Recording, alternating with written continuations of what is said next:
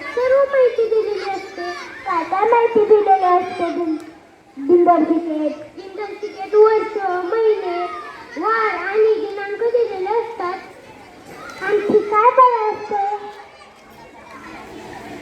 विविध सण, उत्सव, थोर व्यक्तींची जयंती, पुण्यतिथी असे दिनविशेष दिलेले असतात. दिनू, तुला तर फारच माहिती आहे रे. हो, मी रोज सकाळी दिनदर्शिका वाचतो, मगच शाळेत येतो. त्यामुळे मला परिपाठात माहिती सांगता येते. चला मित्रांनो, आपण वर्गात दिनदर्शिका समजून घेऊया.